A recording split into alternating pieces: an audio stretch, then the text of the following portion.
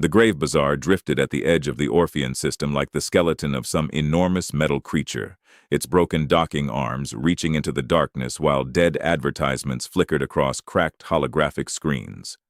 Ethan Vale had come looking for a fusion regulator, 3 navigation relays, and perhaps a cup of coffee that did not taste like recycled engine coolant.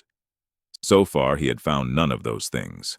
The market had once served thousands of ships, but now only smugglers, scavengers, and people with too many weapons wandered its dim corridors.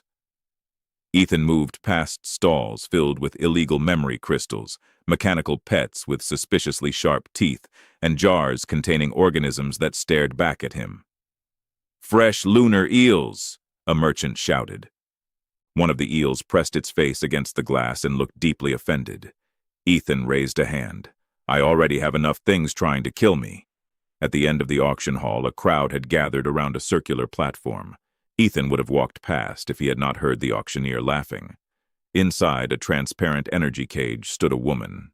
She looked almost human, except for her long, elegant ears and the faint blue shimmer beneath her pale skin.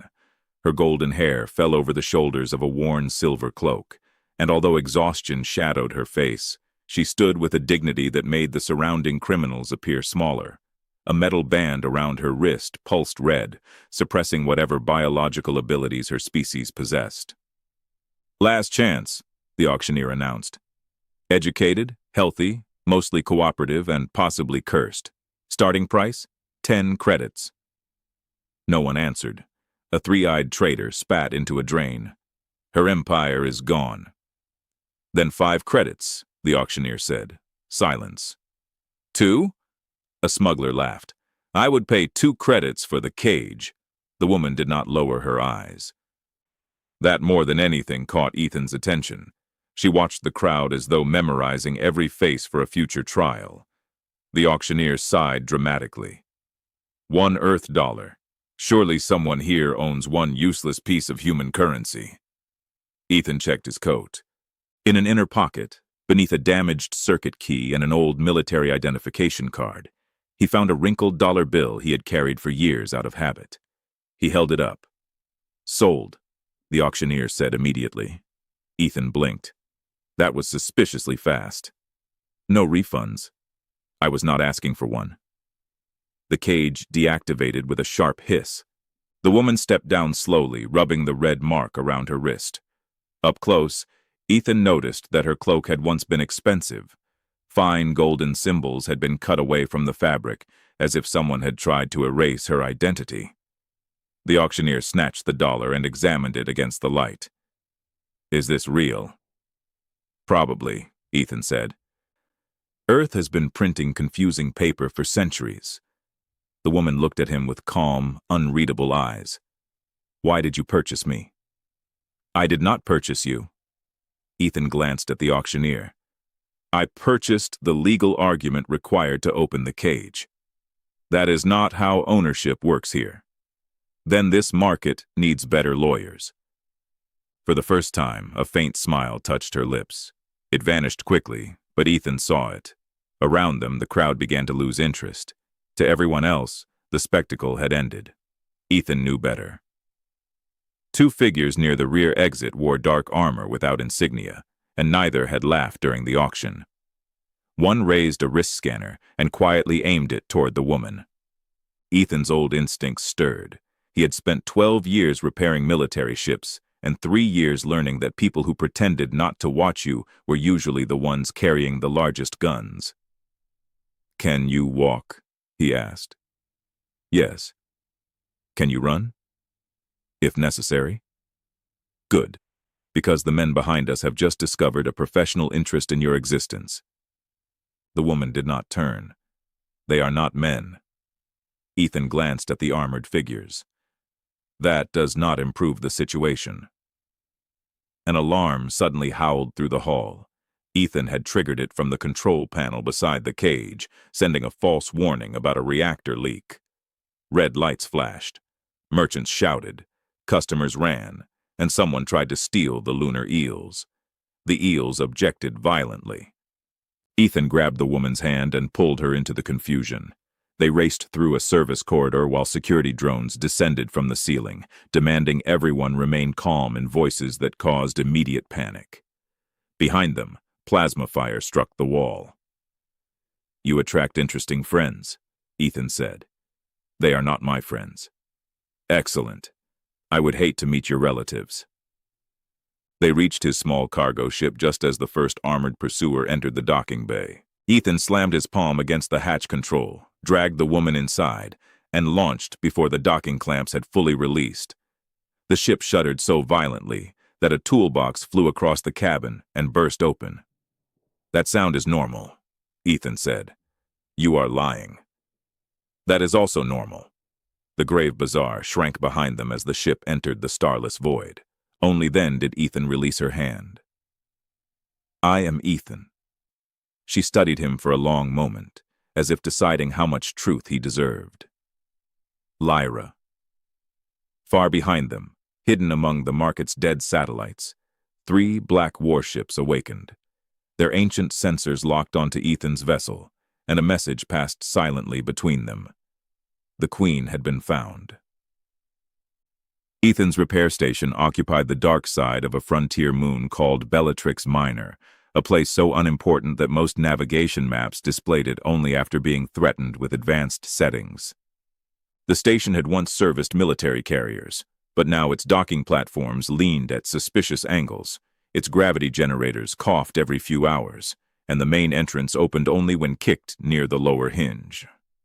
Ethan guided the cargo ship into the smallest bay, while Lyra watched the gray landscape pass beneath them. Broken antenna towers rose from the dust, like the ribs of extinct machines, and beyond them stood Ethan's home. 3 connected metal modules, a workshop, and an observation dome patched with mismatched glass. "You live here?" Lyra asked. "Technically." "What does that mean?" "It means the station and I have agreed not to collapse at the same time." The landing gear struck the platform harder than expected. Somewhere below, a warning siren began complaining. Ethan ignored it with the confidence of a man who had heard the same siren for 6 years. Inside, the station smelled of heated wiring, machine oil, and something that might once have been soup. A small maintenance drone rolled toward them, one wheel squeaking with every turn. "Welcome home, Commander Vale," it announced. "You have 17 unpaid supply invoices, 4 oxygen filter warnings, and 1 suspicious fungal growth in the eastern corridor." Ethan pointed at the drone. "This is Mox." "I am an advanced domestic and engineering assistant," Mox said. "He cannot climb stairs." "Stairs are an inefficient expression of architectural arrogance." Lyra's lips curved slightly. Ethan noticed. He also noticed how carefully she examined every exit, window, and ventilation shaft. She moved like someone who had forgotten what safety felt like. He showed her a small guest room overlooking the crater fields. The bed unfolded from the wall after striking Ethan in the shoulder. "It does that," he said. "Often. Only when it senses weakness." Lyra touched the blanket as though it were an artifact from another civilization. "No guards? Only Mox." The drone rotated its damaged sensor. "I once defeated a vacuum cleaner in single combat." "It was unplugged," Ethan said. "History is written by survivors." Over the next 2 days, Lyra spoke little about herself. She helped in the workshop, although helped was generous. She had never used a magnetic wrench, mistook the coolant recycler for a ceremonial basin, and nearly activated an emergency beacon while attempting to heat water. Yet strange things happened whenever she approached the station's oldest systems. Doors that had remained sealed for years opened at her touch. Dead control panels flashed with golden symbols. Once, the central computer addressed her in an unknown language before shutting itself down so violently that smoke rose from the console. Ethan stared at the blackened screen. "Does this happen around you often?" "No." That answer sounded carefully manufactured. "You ask too many questions." "I repair machines. Questions are how I discover which part is about to explode." "And people?" People usually explode without warning. At dinner, Ethan served protein stew from a military ration pack. Lyra tasted one spoonful and became very still. "Is it poisoned?" she asked. "Not intentionally. Humans conquered 12 systems while eating this. Fear is powerful motivation." She laughed then, quietly but genuinely, and for a moment the guarded woman disappeared. Ethan found himself watching her longer than he intended. The station lights softened the pale blue shimmer of her skin, and her long ears moved almost imperceptibly when she heard distant sounds. He wondered what she had lost, and why grief seemed to sit behind every smile. That night, while Ethan slept in the workshop beneath an unfinished engine coil, Lyra entered the observation dome alone. From beneath her cloak, she removed a narrow pendant shaped like a broken star. When her thumb touched its center, the air filled with a holographic map. Thousands of stars appeared, connected by golden lines that formed the boundaries of an ancient empire. At the center burned a dark planet marked with a royal seal. Lyra whispered a command, and the map shifted to reveal a hidden route beneath abandoned hyperspace lanes. "Still alive," she murmured, "after all this time." Mox rolled silently into the dome behind her. "Would you like me to pretend I saw nothing?" Lyra turned sharply. "Can you keep a secret?" "Commander Vale has believed for 6 years that I cannot access his private audio recordings." "Can you?" "He sings while repairing engines." Lyra considered this. "Then yes, you can keep a secret." Far above the moon, beyond the range of Ethan's damaged sensors, a black vessel emerged from hyperspace without lights. Its hull absorbed starlight, leaving only a moving absence against the sky. On its bridge, an armored figure studied the repair station below. "The widow is confirmed," the hunter said. "And the human? Alive. For now."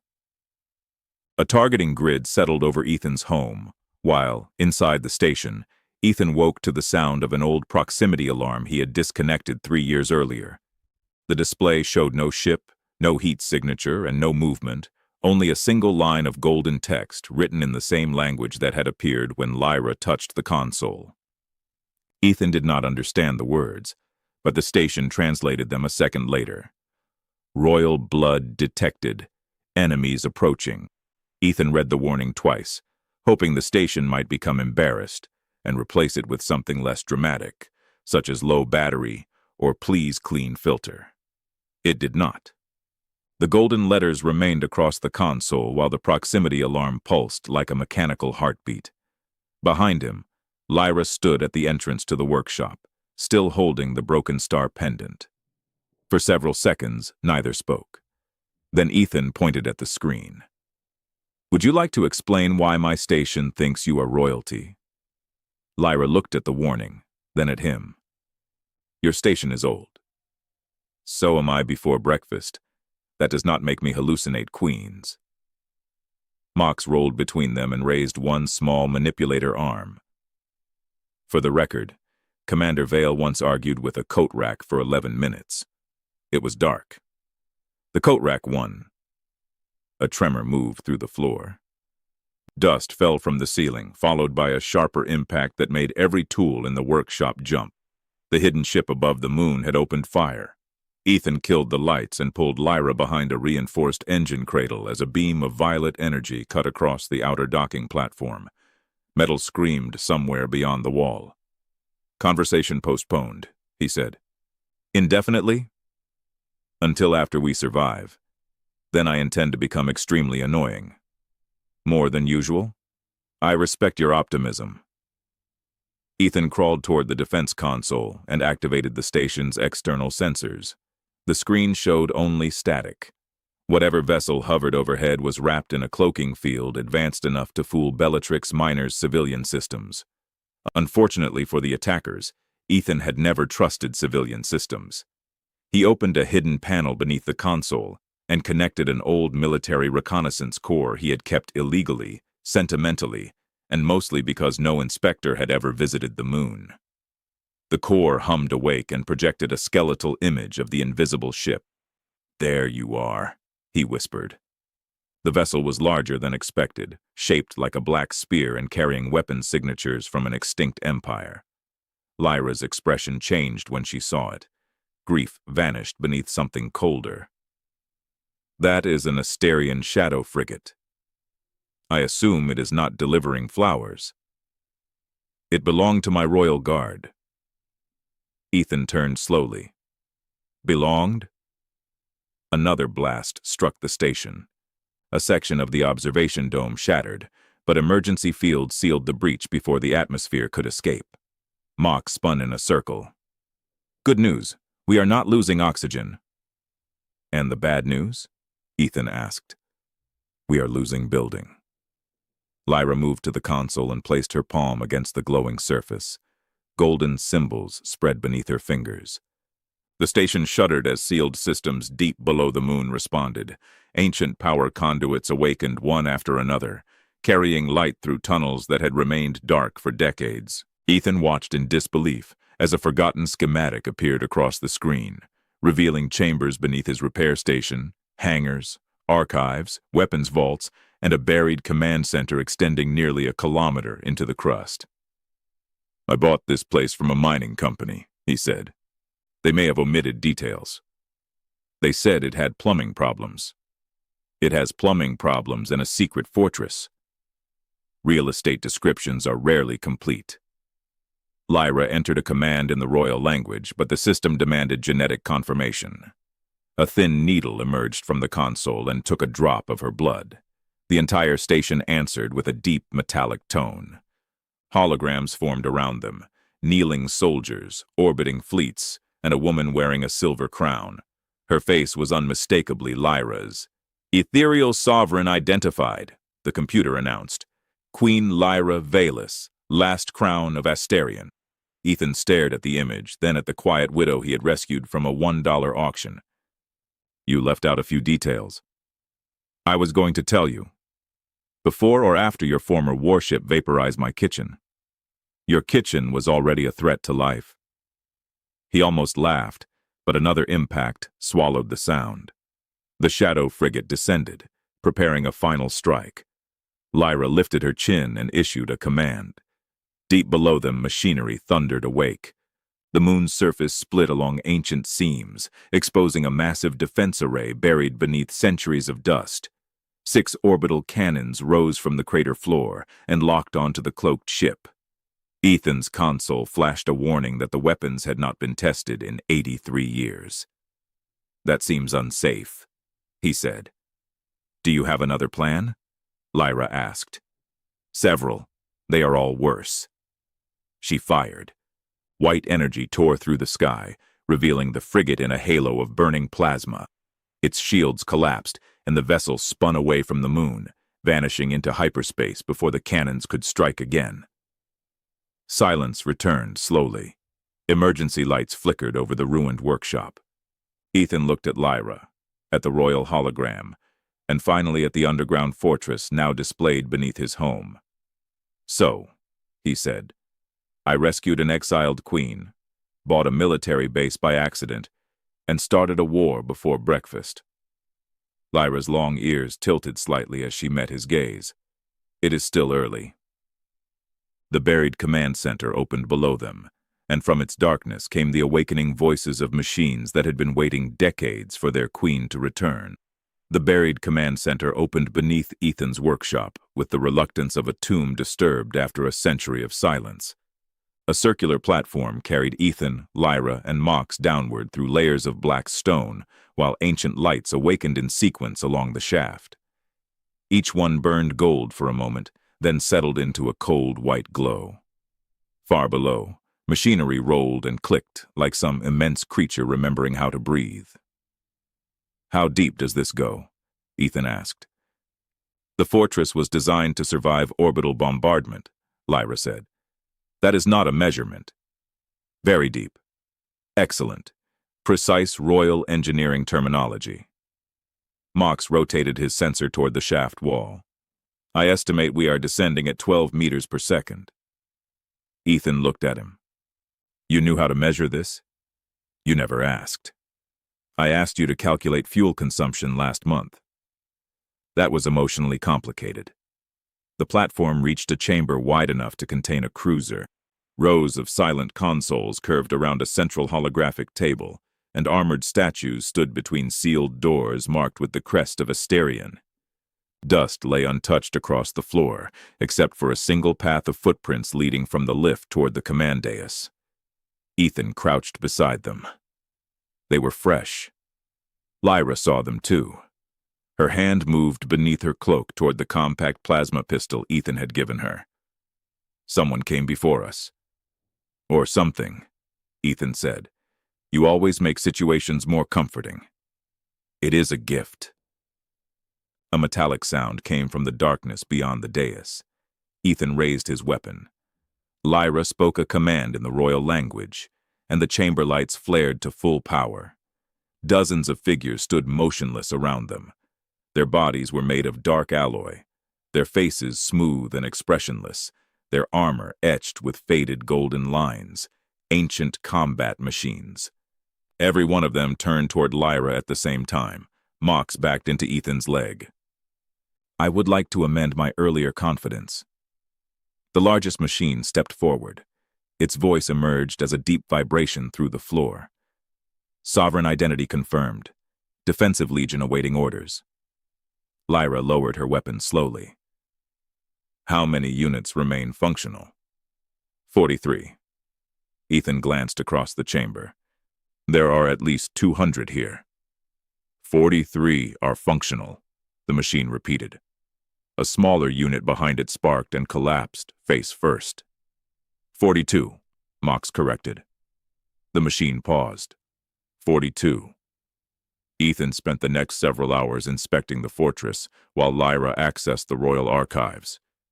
The situation was worse than the impressive architecture suggested.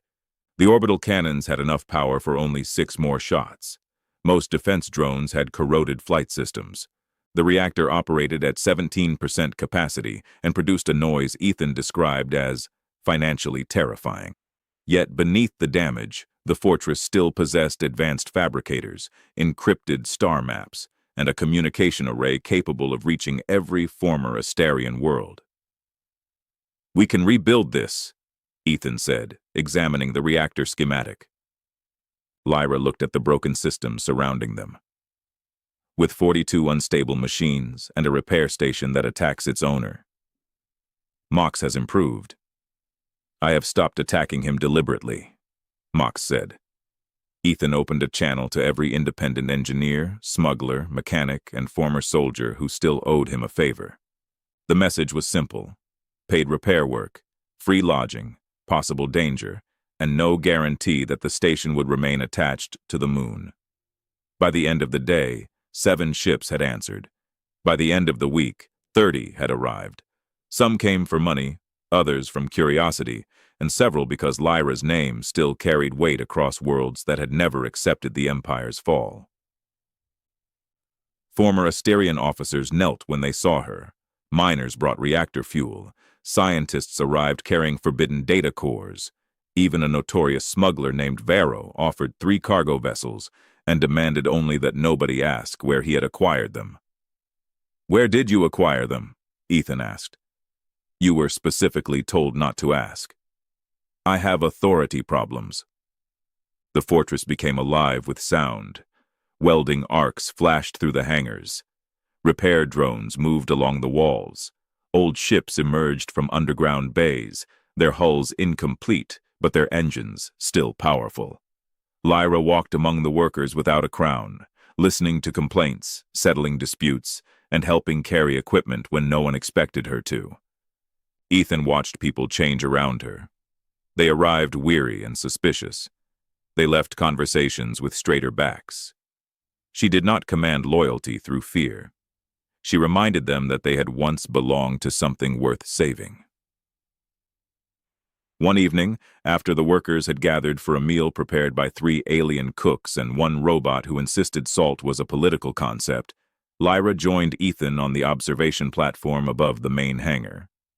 Below them, An ancient cruiser's engines ignited for the first time in 80 years. Blue-white light filled the chamber. "You could still leave," she said. Ethan leaned against the railing. "And miss the opportunity to repair an extinct empire with stolen parts and questionable labor laws? I am serious. So am I." He looked at her. "You were treated like an object in that market. I opened the cage. That does not mean I get to walk away when the people who built it return." Lyra's expression softened, but before she could answer, every light in the fortress turned red. The central hologram activated by itself, displaying 12 hostile fleets moving toward Bellatrix Minor from different systems. A message appeared above them, transmitted on an imperial channel long thought dead. "Surrender the false queen, or the moon will burn." Ethan studied the advancing ships. 12 fleets seems excessive. Lyra stood beside him, her long ears lifting as the cruiser roared below. "They are afraid." Ethan smiled faintly. "Good. Fear makes people careless." Across the fortress, ancient soldiers, broken machines, smugglers, miners, and exiles looked toward their queen, waiting for her first command. Lyra did not answer the ultimatum immediately.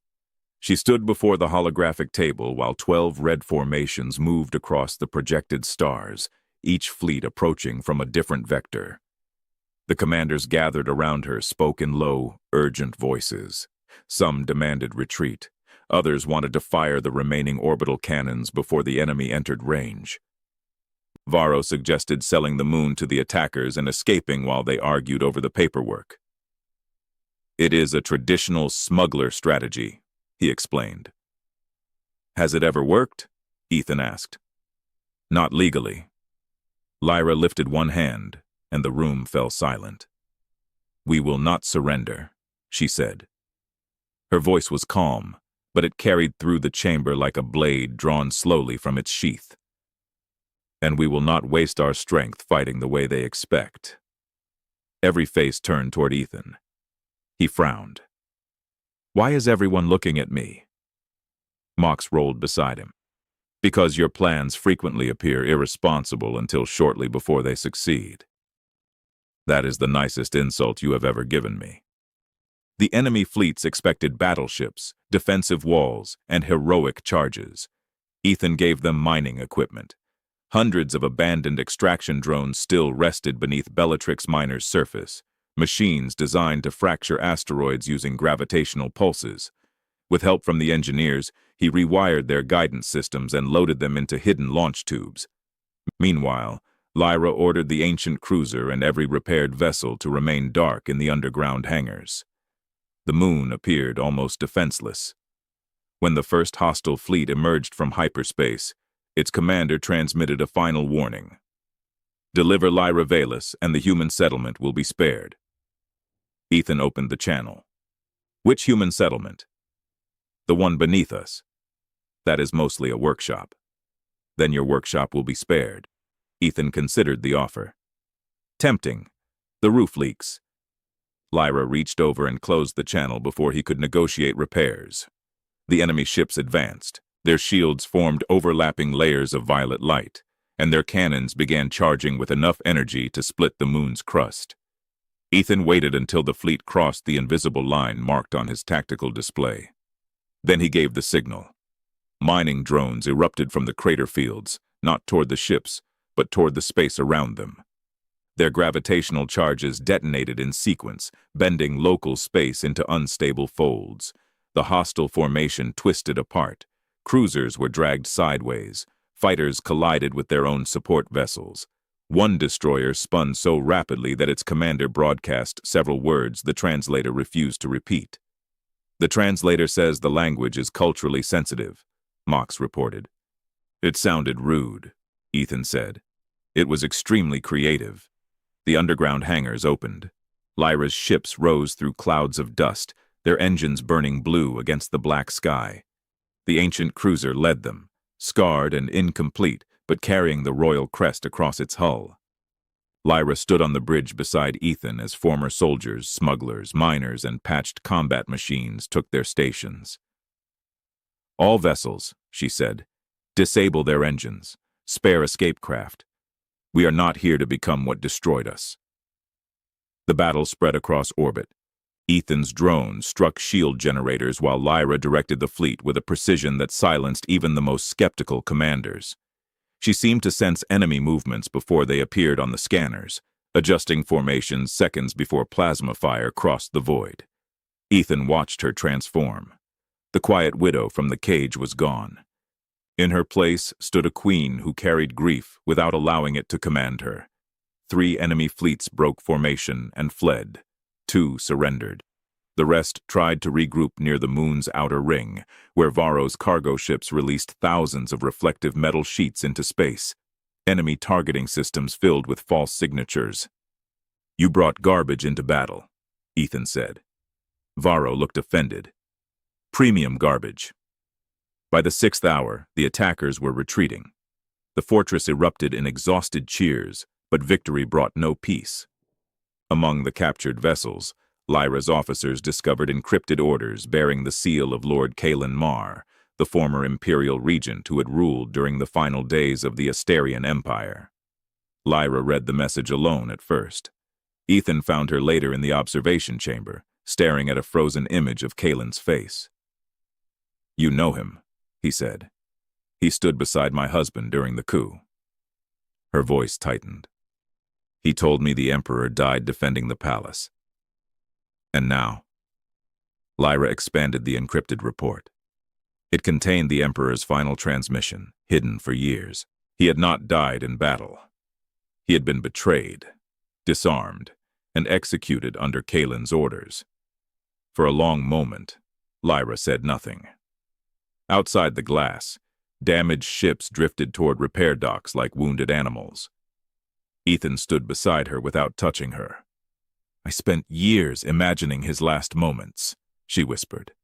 "I imagined courage, honor, a final stand. He may still have had those things. He was murdered by someone he trusted." Ethan looked at Kalen's image. "Then we make sure the truth reaches every world." Lyra's hand trembled once before becoming still. "I want him to suffer." "That makes you honest. A queen should want justice. A queen can want both. The difficult part is choosing which one builds something afterward." She turned toward him. The distance between them felt suddenly smaller than it had before. "Why did you stay?" she asked. "You owed me nothing." Ethan smiled faintly. "I paid $1. I intend to get excellent value." Lyra laughed despite herself, and the sound broke through the grief. Below them, soldiers began passing around credits, arguing over a private betting pool concerning whether Ethan and Lyra would ever admit what everyone else had already noticed. Mox collected the wagers with remarkable efficiency. Then the fortress alarm sounded again. A new transmission arrived from the edge of the system. Not 12 fleets this time, but one vessel bearing a white flag and the ancient seal of the imperial palace. Its message contained only 7 words: "I know where the Emperor's killer is hiding." The vessel bearing the white flag was so small that Ethan suspected it had survived the journey through stubbornness rather than engineering. Its hull was scorched, one engine flickered unevenly, and the imperial seal painted across its side had been repaired with what appeared to be kitchen metal. "Authentic royal transport," Ethan said as it entered the hangar.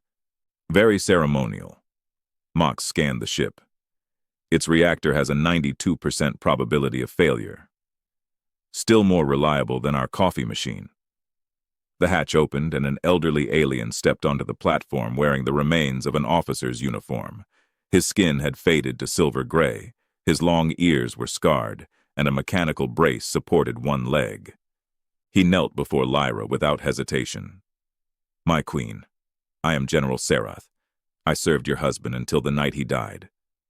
Lyra's face became unreadable. "Then stand and tell me why you remained silent." Serath rose slowly. "Because Kalen Mar did not merely kill the Emperor. He built the rebellion around a lie. He claimed your husband ordered the destruction of 3 colony worlds. The recordings were forged. Anyone who knew the truth was hunted. He placed a black memory prism on the table.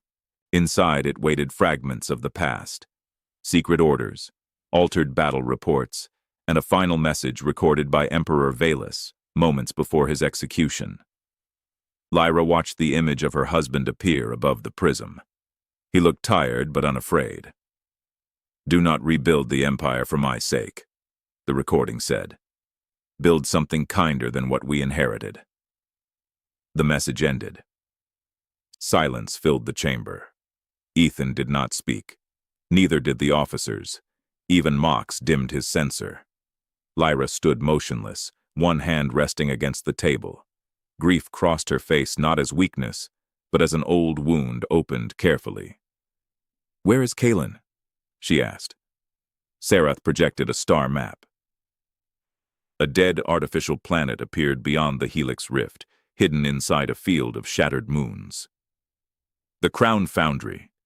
He has spent years building an autonomous fleet there. If he activates it, every former Imperial world will be forced to submit." The journey through the Helix Rift took 2 days. Space folded around the fleet in luminous spirals, while gravity storms struck their shields like invisible waves. Ethan remained on the bridge beside Lyra, repairing systems faster than they could fail. At one point, the Navigation Corps announced that the nearest safe route was 11 years away. "Helpful," Ethan muttered. "Would you like me to calculate a more encouraging lie?" Mox asked. "Later." Lyra almost smiled, but her attention remained on the dark planet ahead. The Crown Foundry emerged from the rift like a metal eye, its surface covered in shipyards, weapon towers, and dormant war machines. Kalen's voice reached every vessel before they could attack. "Lyra Valus, you return with criminals, miners, and 1 human mechanic." Ethan leaned toward the transmitter. "Military engineer." Lyra gave him a warning glance. "Titles matter." Kalen continued. "Surrender, and I will preserve your life." "You preserved my life once," Lyra replied. "You hoped exile would destroy me more slowly. And yet, here you are, defending the empire that abandoned you." "No, I am defending its people from men who confuse obedience with peace." The Foundry awakened. Thousands of unmanned fighters poured from its surface, guided by a central intelligence bound to Kalen's command codes. Lyra's fleet opened fire, but every destroyed machine was replaced by 3 more. Ethan studied the tactical display and saw the pattern beneath the chaos. The fighters were not thinking independently. Their movements flowed through 6 quantum relay towers around the planet. "Destroy the relays," he said, "and the fleet becomes expensive debris." "The towers are shielded," Sarath warned. "Then we do not shoot them." Ethan loaded mining drones with phase anchors and sent them beneath the Foundry's shield through maintenance tunnels, shown in the stolen Imperial archives. Varro watched the plan unfold. "You are using mining equipment again. It has become a tradition.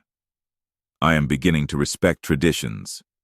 The drones attached themselves to the relay towers and reversed their gravitational fields. The towers tore free from the planet's surface, dragging cables, armor, and sections of shipyard into orbit. Across the battlefield, thousands of fighters froze at once. Several drifted harmlessly into one another. Mox observed the collisions. "Their formation discipline has declined." Lyra led the assault on the central palace. She and Ethan crossed corridors guarded by combat machines, using pulse grenades, shield disruptors, and 1 maintenance cart that Ethan drove with unnecessary enthusiasm. "This is not dignified," Lyra said as plasma fire passed over their heads. "It has cup holders." They reached the throne chamber to find Kalen waiting beneath a crown-shaped command array. He was older than the recordings, but his arrogance had survived perfectly. "Your husband was weak," he told Lyra. "He believed mercy could hold an empire together." "No," Lyra said. "He understood that fear only holds people until they stop being afraid." Kalen reached for the command array. Ethan disabled it with a single shot through the power conduit. Sparks rained across the throne. "Engineering," he said, still a respectable title. Lyra could have killed Kalen. Everyone in the chamber knew it. Instead, she ordered him arrested and transmitted the evidence of his crimes across every open channel in the galaxy. His defeat became public, undeniable, and permanent. Later, aboard the returning cruiser, Lyra stood alone near the observation window. Ethan joined her without speaking.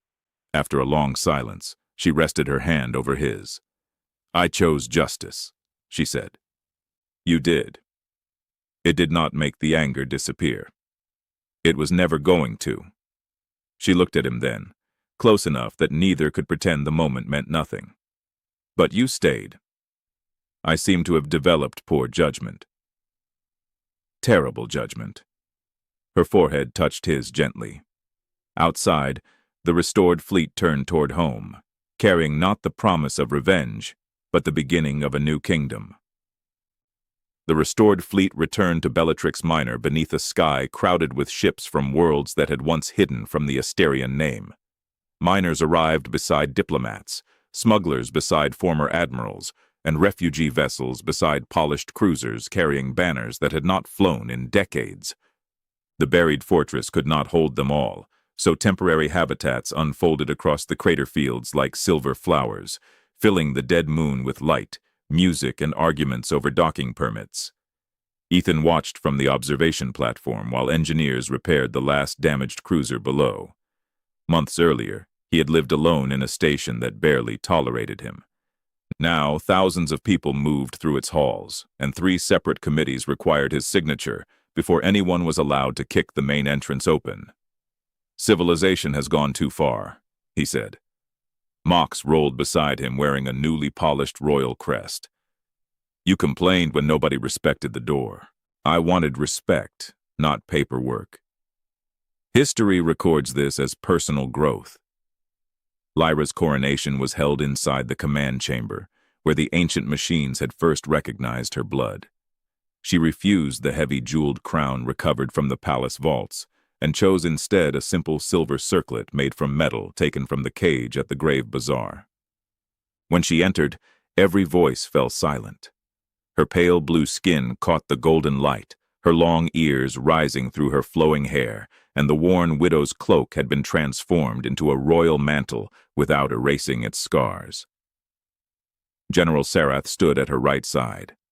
Varro stood at her left, although no one had officially invited him that close to the treasury. Representatives from 47 worlds watched as Lyra placed her hand upon the restored Imperial Archive. "The old empire demanded loyalty," she said. "The new alliance will earn it. No world will be ruled without a voice. No person will be traded as property. No throne will stand above the law." Her declaration passed through quantum relays to every former Asterian system. Across the galaxy, statues of Kalen Mar were pulled down, political prisoners were released, and dormant defense networks accepted Lyra's new constitutional codes. The autonomous fleet at the Crown Foundry was dismantled and rebuilt into transport ships, medical vessels, and mobile habitats. Kalen himself was imprisoned on a moon, where the only available entertainment was a 12,000-hour documentary about ethical government. Ethan considered this sufficiently severe. When the ceremony ended, Lyra did not leave the dais. Instead, she looked toward Ethan in the crowd. "There remains one matter of state." He immediately became suspicious. "That sentence has never improved my day." 2 guards brought forward a small transparent case. Inside lay the wrinkled dollar bill from the auction, recovered from the Grave Bazaar after its criminal operators had been arrested. The bill had been placed between sheets of crystal as though it were a sacred artifact. "This human entered an illegal market seeking machine parts," Lyra told the assembly. "He left with an exiled queen, several enemies, and no fusion regulator." Ethan raised a finger. "I eventually found one." Laughter moved through the chamber. Lyra's smile deepened. "He believed he was purchasing the argument needed to open a cage. In truth, he gave me something no army could restore. He gave me the right to imagine a future." Ethan's humor deserted him. He saw again the woman standing alone behind an energy wall, refusing to bow while strangers decided her value. He remembered how carefully she had watched every doorway, how difficult laughter had once seemed for her, and how she now stood before an entire galaxy without hiding her grief or surrendering to it. He had changed as well. The man who repaired machines because they were simpler than people had learned that broken worlds could not be restored from a safe distance. Lyra descended from the dais and stopped before him. "Ethan Vale, will you stand beside me not as my rescuer, my engineer, or the galaxy's most irresponsible strategist, but as my husband?" The chamber became so quiet that Mox's squeaking wheel echoed across the floor. Ethan glanced at the gathered admirals, workers, smugglers, soldiers, and diplomats. Several were exchanging credits beneath their sleeves. "There was a betting pool?" he asked. Mox raised one manipulator. "I managed it with complete neutrality." "Who won?" "Lyra. She placed her wager 3 weeks ago." Ethan looked at her. "That seems like royal interference." "Then file a complaint." He took her hands. "I accept." The chamber erupted. Ancient combat machines struck their fists against their armor. Ships sounded their horns in orbit, and Varro shouted that all unpaid bets would be collected with interest. Lyra kissed Ethan beneath the suspended hologram of the rebuilt alliance, while outside, the once-abandoned moon shone brighter than many capitals. Years later, the preserved dollar remained displayed in the new palace with a plaque describing how an empire had been restored through courage, mercy, engineering, and one terrible auction. Ethan always complained that the plaque failed to mention his missing fusion regulator. Lyra always reminded him that he had received something more valuable. And whenever he asked how much more valuable, she smiled, touched the silver circlet made from her broken cage, and answered, "At least $2.